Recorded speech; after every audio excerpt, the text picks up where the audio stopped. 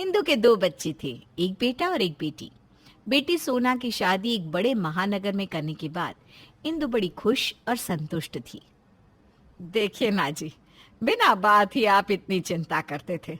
हमारी बेटी को कितना अच्छा और कमाऊ लड़का मिला है। सारी उम्र पति के साथ शहर में रहेगी। वैसे भी इस छोटे से गांव में रखा ही क्या है। शहरों में तो बढ़िया बढ़िया स्कूल कॉलेज होते हैं, अच्छी सोसाइटी होती है। अरे वहां रहने का अलग ही आनंद है। ठीक कहती हो सोना की माँ। बिटिया को तो अच्छा वर मिल गया। बस अब वरुण के लिए भी कोई अच्छी लड़की मिल जाए तो हम जिम्मेदारियों से मुक्त हो जाए। देखिए, बेटी की बात और होती है। बेटी तो पराया धन है। हमने विदा कर दिया तो अपने घर बार की हो गई। लेकिन बेटा तो बेटा होता है। 100 बार ठोक बजाकर तसल्ली करके तब उसे ब्याहूंगी। लड़कों के ब्याह से जल्दबाजी में नहीं होते। अभी तो ढंग की नौकरी भी नहीं है आपके बेटे की। बहू लाएगा तो क्या अपनी जेब से खर्च करके उसे पालेंगे? हाँ, ये भी सही है। वरुण की नौकरी ना लग जाए तब तक उसकी शादी की बात चलाना ठीक नहीं है। कुछ दिन ऐसे ही बीत जाते हैं। एक दिन वरुण खुश होकर पापा के पास आता है। पापा, मेरी शहर में सरकारी नौकरी लग गई है। अच्छी पोस्ट है और बढ़िया तनख्वाह भी मिल रही है। अफसर बन गया आपका बेटा। बेटा, हम तो तेरी इस नौकरी से कुछ खास खुश नहीं है। मेरी तो यही इच्छा थी कि तू यहीं रहकर कोई नौकरी करता। पापा, यहाँ कौन सी नौकरी रखी है? तनख्वाह के नाम पर मुट्ठी पर पैसे मिलते हैं। अब इतने पैसों में जीवन भर तो गुजारा नहीं होगा ना। हाँ भाई, माँ बाप के बारे में कौन सोचता है। आजकल के बच्चे बस अपना भविष्य देखते हैं और क्या। अब चिंता क्यों करते पापा? शहर में सब कुछ सेटल होती ही मैं आपको और मम्मी को अपने साथ ही ले जाऊंगा। कुछ दिन बीतते हैं।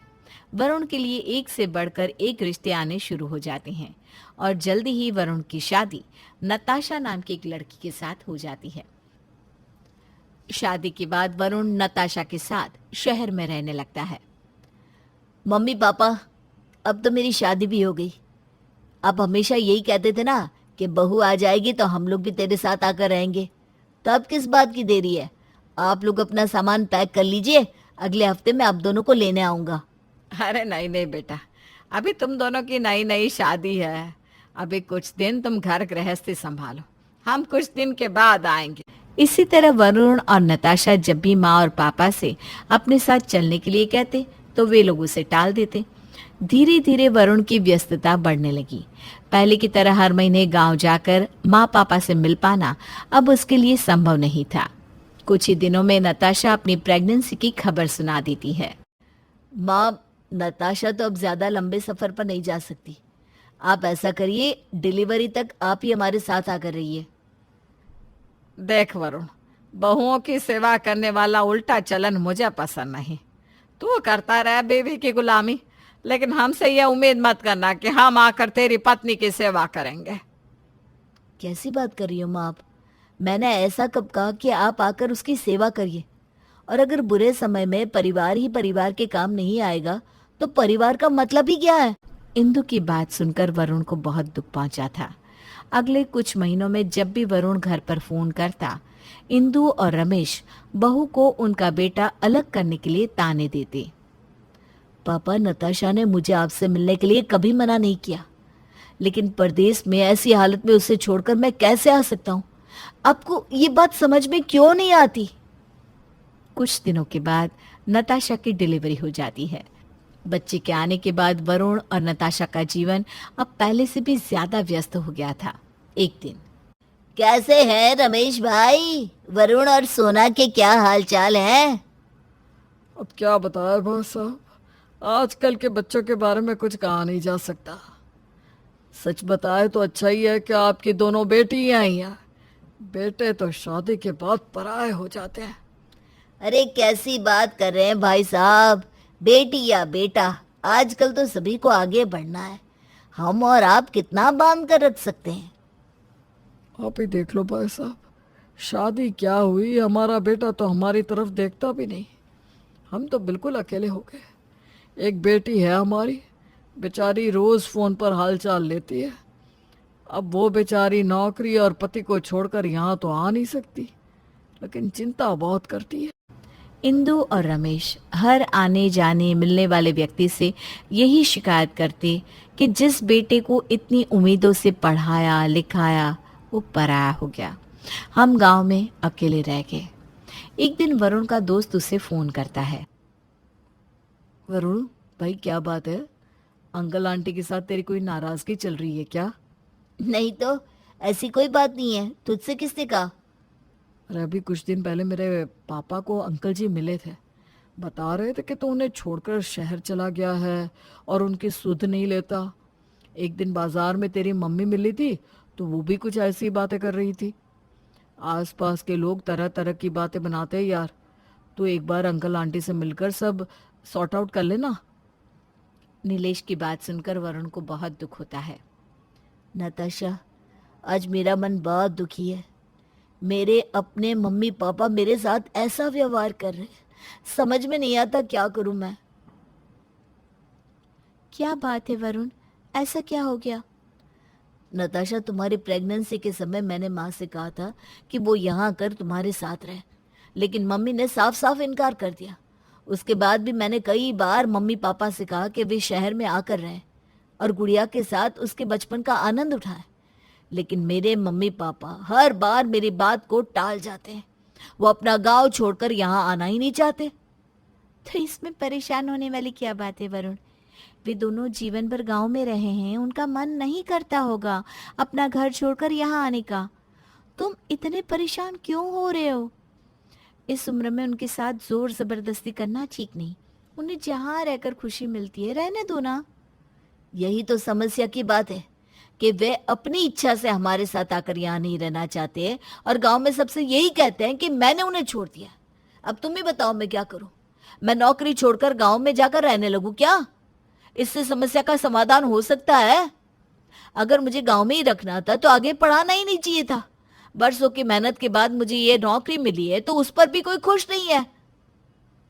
वरुण, हमें इस प्रॉब्लम को सुलझाना ही पड़ेगा। ठीक है, ऐसा करते हैं, हम दोनों गांव चलकर मम्मी पापा के साथ रहने लगते हैं।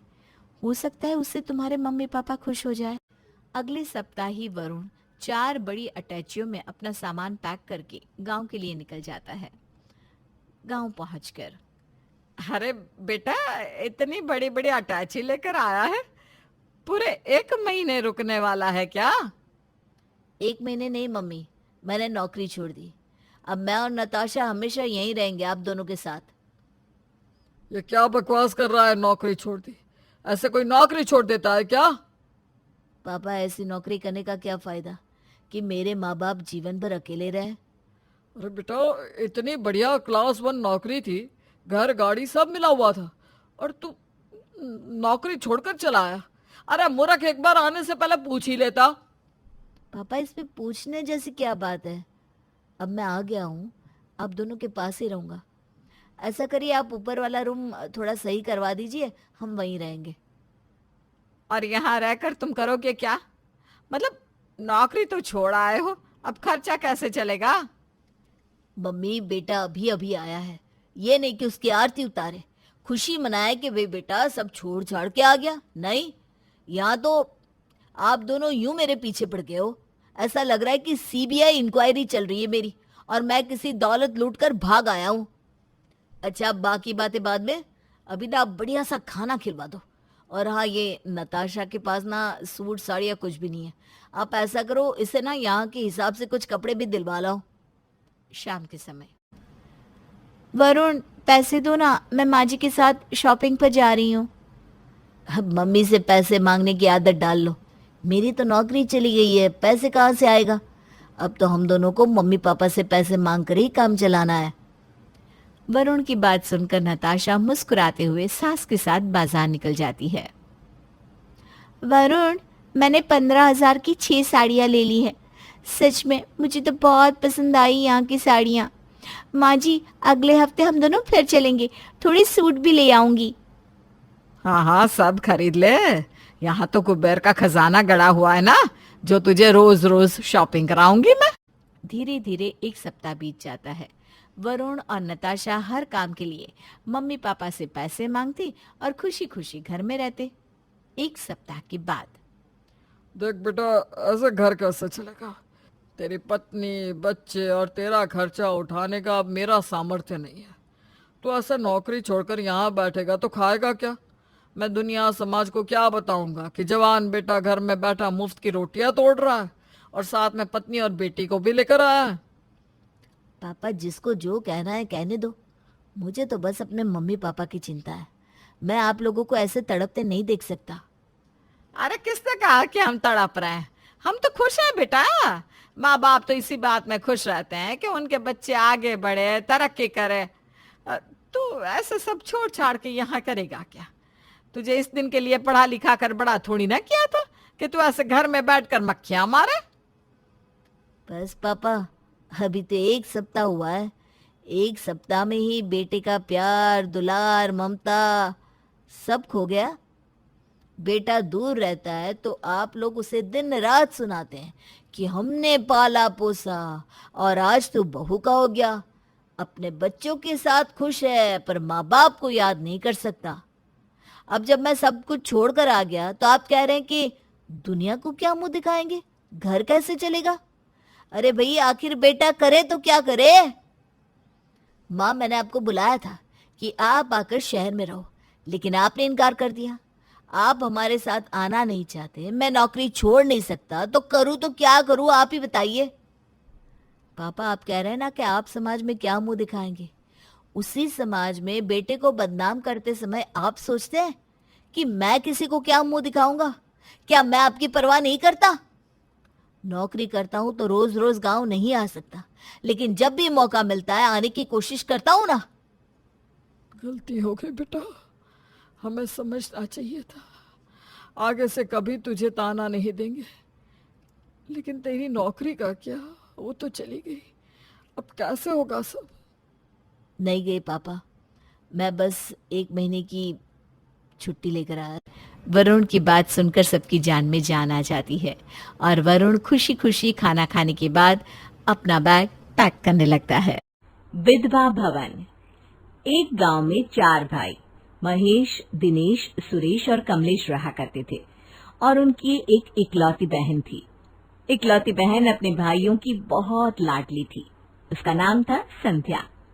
दिखने में भी बहुत खूबसूरत थी और उसका व्यवहार भी अच्छा था। जब संध्या की शादी की उम्र हुई तो उसके भाइयों ने उसकी शादी के बारे में सोचना शुरू कर दिया। कमाल की बात यह थी कि संध्या की शादी होने से पहले 4 भाइयों में से किसी ने शादी नहीं की, क्योंकि उन चारों ने कसम खाई थी कि जब तक उनकी बहन की शादी नहीं हो जाती उनमें से कोई भी शादी नहीं करेगा। संध्या के लिए एक बहुत अच्छा रिश्ता आया है। मुझे लगता है हमें वक्त रहते ही उसकी शादी कर देनी चाहिए। हाँ, वैसे भी संध्या की शादी की उम्र हो गई है। सुरेश, अगर हमारी बहन की शादी किसी अच्छे घर में हो जाएगी तो हमारी भी जिम्मेदारी पूरी हो जाएगी। सही कहते हो भाइयों, इकलौती बहन है हमारी और वो भी इतनी लाडली। उसकी शादी तो हम धूमधाम से करेंगे। अगले दिन महेश पंडित जी को बुलाकर लाता है। पंडित जी, हमारी बहन के लिए पास के गांव का एक लड़का है, उसका रिश्ता आया है। अरे क्या बात करते हो, तो आप जल्दी से अपनी बहन की शादी कर दो ताकि तुम चारों भी अपनी गृहस्थी बसा सको। सही कहते हैं पंडित जी, अगर हमारी बहन संध्या की शादी अच्छे से हो गई तो हमारी ली हुई कसम भी पूरी हो जाएगी। अच्छी तरह याद है मुझे, तुम चारों में मंदिर में मेरे सामने कसम खाई थी कि जब तक तुम्हारी बहन की जिंदगी में खुशहाली नहीं आ जाती, उसकी धूमधाम से शादीशुदा जिंदगी शुरू नहीं हो जाती, तुम में से कोई भी शादी नहीं करेगा। और कुछ ही दिनों के बाद चारों भाई मिलकर अपनी बहन की शादी धूमधाम से खूब सारा पैसा खर्च करके पूरी शानो शौकत के साथ उस लड़की के साथ करवा देते हैं। चारों भाई बहुत खुश थे और संध्या भी डोली में बैठकर विदा हो जाती है। लेकिन अगले ही दिन एक बुरी खबर आती है और संध्या सफेद साड़ी पहनकर अपने घर लौट आती है। अरे ये क्या, कल तो हमें तुमने दुल्हन के जोड़े में विदा किया था और आज तुम सफेद साड़ी में।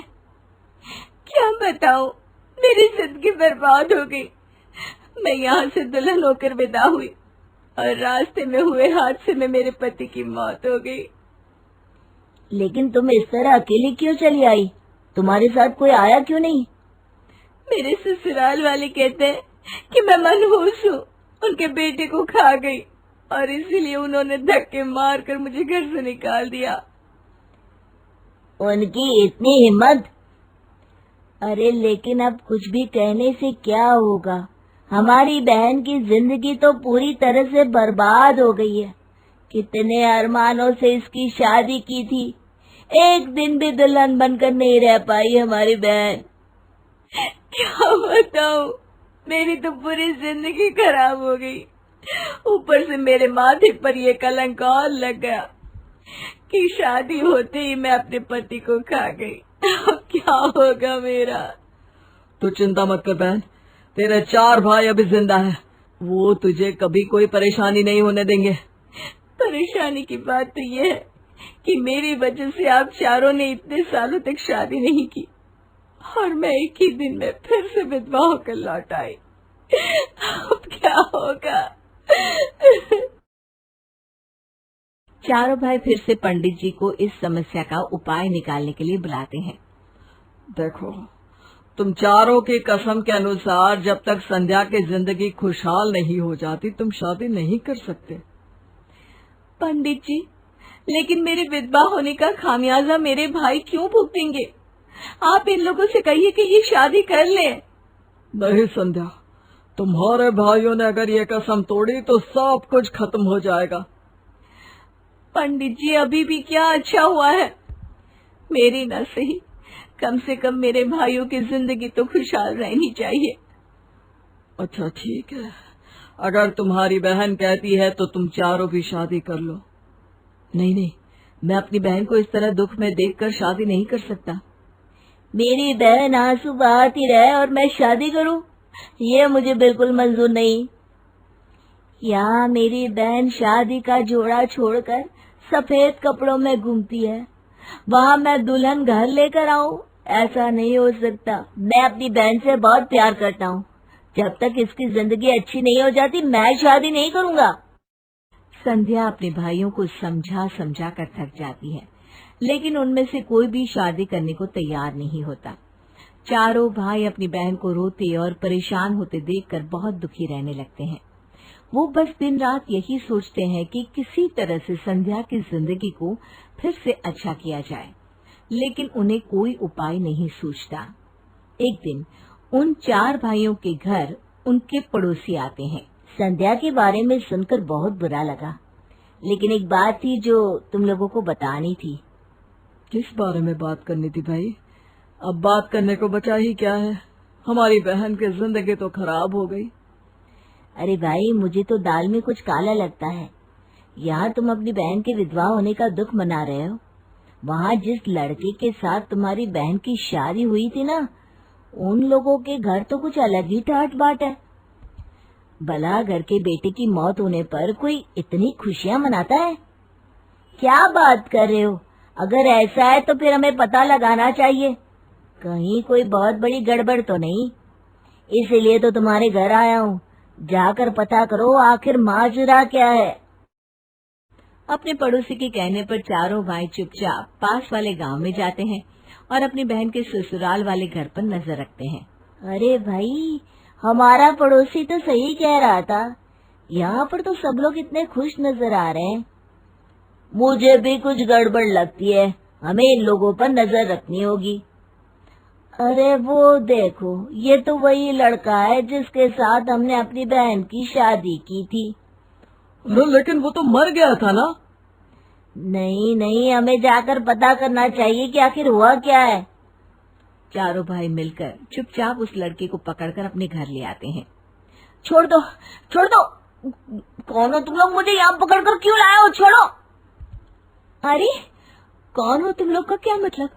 और तुम तो एक्सीडेंट में मर गए थे ना, फिर जिंदा कैसे हो गए? तुम्हारी मौत की वजह से तुम्हारे घर वालों ने मुझे मनहूस कहकर जिंदगी भर का कलंक मेरे माथे पर लगा दिया। मुझे माफ कर दो, मैं अपने घर वालों की साजिश का शिकार हुआ हूँ।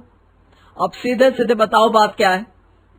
मेरे घर वाले पहले से जानते थे कि आप अपनी बहन से बहुत प्यार करते हैं और उसकी शादी में खूब सारा रुपया पैसा खर्च करेंगे, इसलिए उन्होंने मेरी शादी आपकी बहन से करवा दी। तो उसके बाद तुम्हारी मौत का नाटक करने की जरूरत क्या थी? मैं ये सब बिल्कुल नहीं करना चाहता था, लेकिन मेरे घर वाले फिर से मेरी शादी किसी पैसे वाली लड़की के साथ करवा कर उनके पैसे ऐंठना चाहते थे। उन्होंने मुझे धमकी दी, अगर मैं ऐसा नहीं करूंगा तो मुझे घर से निकाल देंगे। अच्छा, तो ये बात है। चलो कोई नहीं, हम तुम्हें माफ करते हैं, लेकिन अब तुम्हें हमारी बहन को पत्नी की तरह अपने साथ रखना होगा, वो भी एकदम खुशी खुशी। मैं अपने घर वालों को जाकर सबक सिखाऊंगा और अपनी पत्नी को हमेशा अपने साथ रखूंगा, वो भी पूरे प्यार और सम्मान के साथ। अपनी बहन की जिंदगी में खुशियां वापस आने के बाद चारों भाई बहुत खुश थे। आखिर उनकी लाडली बहन के चेहरे पर मुस्कुराहट जो लौट आई थी और उसके बाद उन चारों ने भी शादी कर ली। एक छोटे से शहर में शर्मा जी का परिवार रहता था। परिवार में कई पुश्तों तक कोई बेटी नहीं हुई थी, पर भगवान की कृपा से शर्मा जी को एक बेटी नसीब हो गई, जिसका नाम सीमा रखा गया। 10:30 बज गए, सीमा अभी तक उठी क्यों नहीं? तबीयत ठीक नहीं है क्या उसकी? वही ना जी, 9 बजे तक तो सीमा उठ जाती है हमेशा। रुकिए, मैं अभी देखती हूँ। दोनों फौरन सीमा के कमरे में जाते हैं, जहाँ सीमा आराम से एसी चालू किए रजाई ओढ़े सो रही होती है। प्रिया उसके सर पर हाथ फेरती हुई कहती है, तबीयत ठीक नहीं है तो कुछ देर और सो ले बेटा। नहीं मम्मी, रात को लाइट चली गई थी, इतने मच्छर थे कि सोते सोते सुबह हो गई। मैं 2 मिनट में फ्रेश होकर आती हूँ।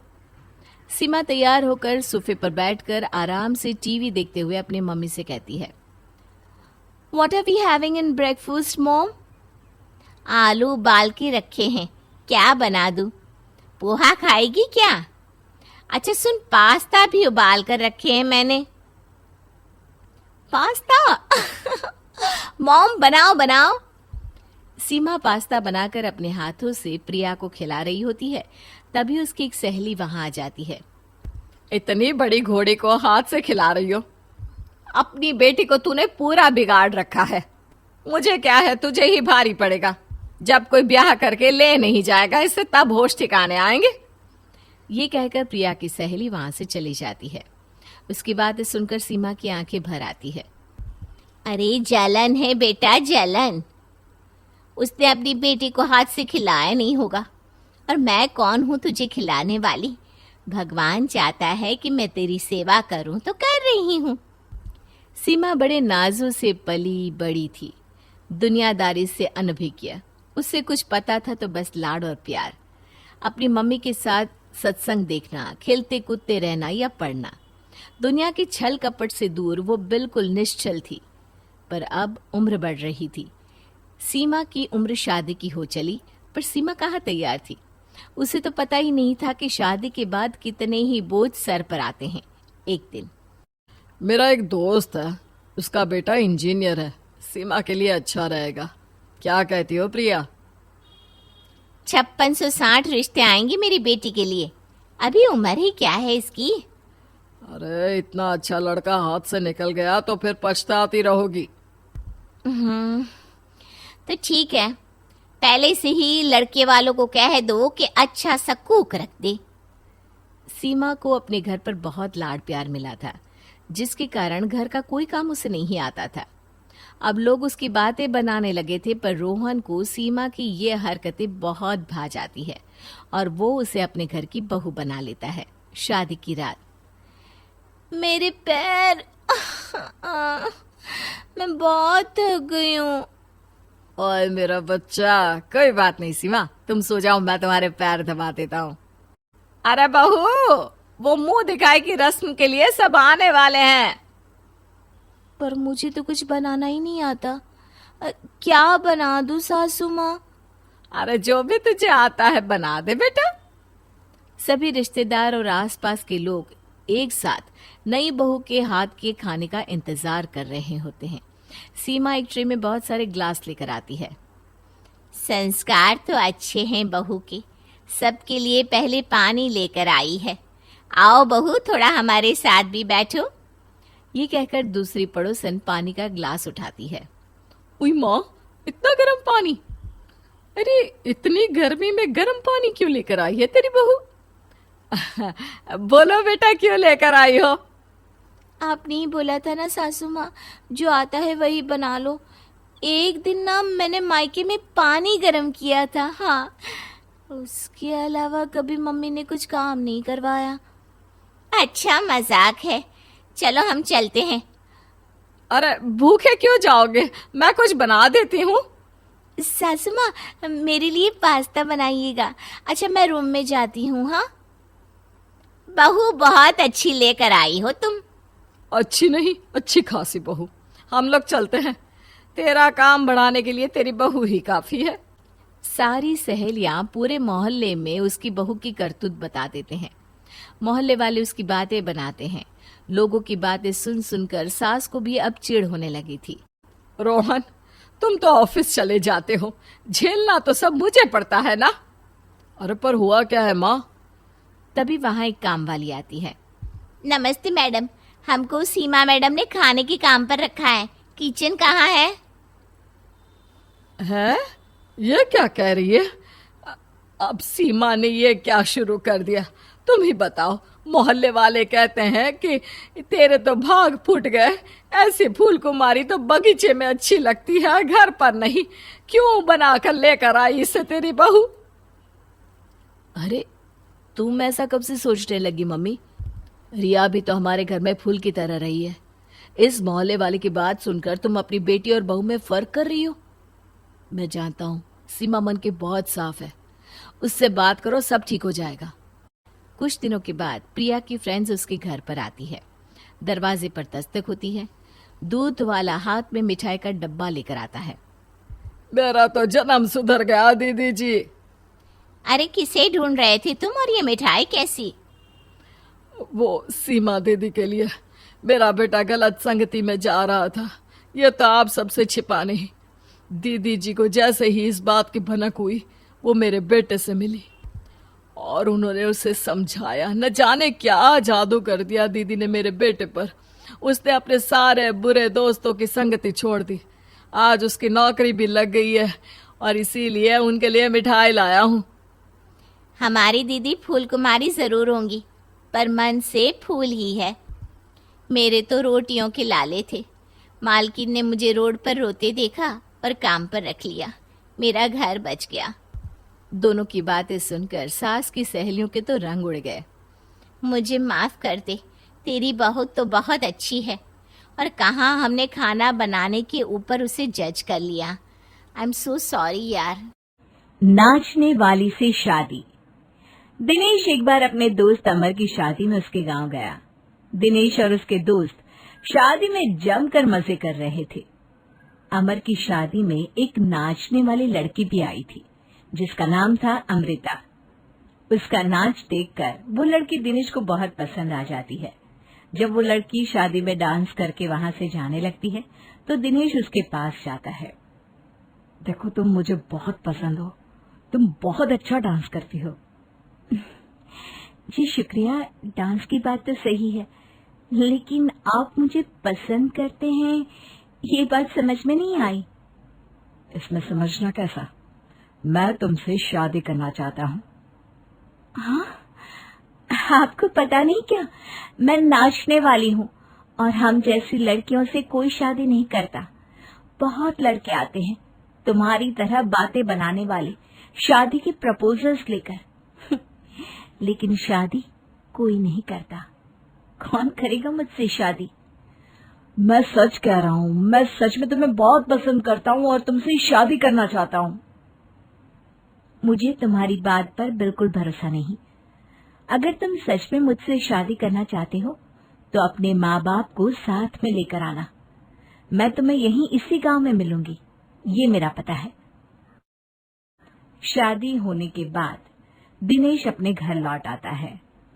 अपनी माँ के पास जाकर कहता है, माँ, मैं अमृता नाम की एक लड़की को बहुत पसंद करता हूँ, उससे शादी करना चाहता हूँ। अरे बेटा, लेकिन ये अमृता है कौन? किसकी बेटी है? कैसा घर बार है, कुछ बताओ भी। बस सीधे आकर शादी की बात कर रहे हो।